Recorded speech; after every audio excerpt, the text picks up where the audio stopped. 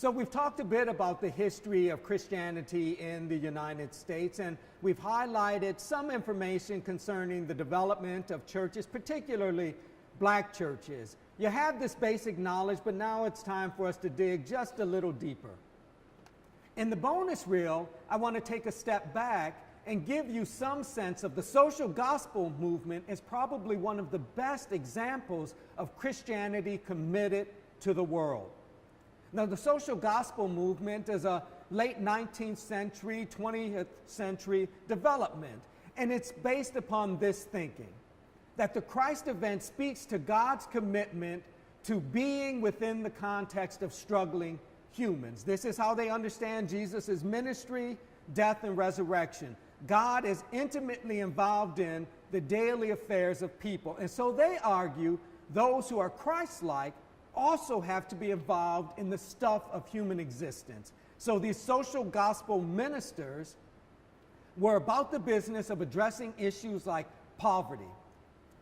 African American social gospelers add to this emphasis on poverty a commitment to race. And what you get at the end of the day are Christians in churches who are about the business of making life a little easier. They're addressing these fundamental questions of human existence. Who are we? What are we? Why are we? When are we? Not as a thought experiment, but as an opportunity to provide clothing, food, and comfort.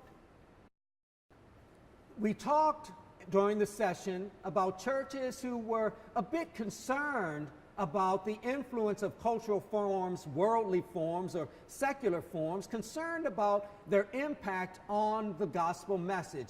Their argument was this, or better yet, their question was this: could you maintain the moral and ethical stand of the Christian faith while being involved in these worldly activities and agendas?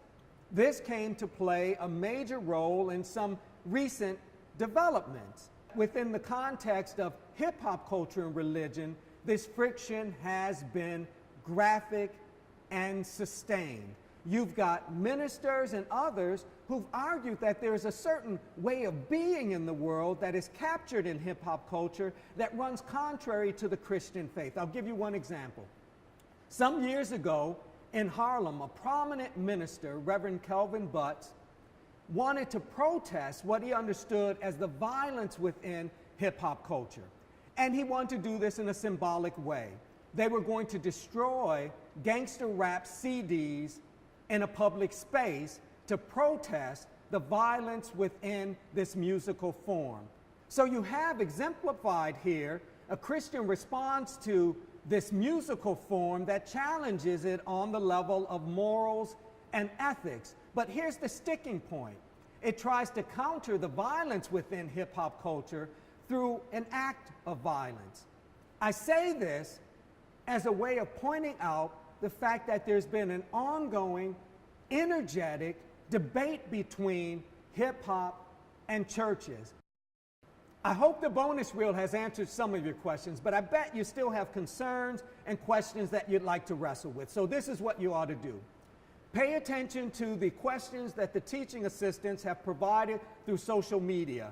Try to answer those questions, and as you do, reflect back on the sessions and the readings. You'll find that really helpful. Once you've come up with your answers, make certain that you share them with other folks in the class, and you can do that through the community forum. Make use of Twitter, make use of Facebook. I'll see you next time.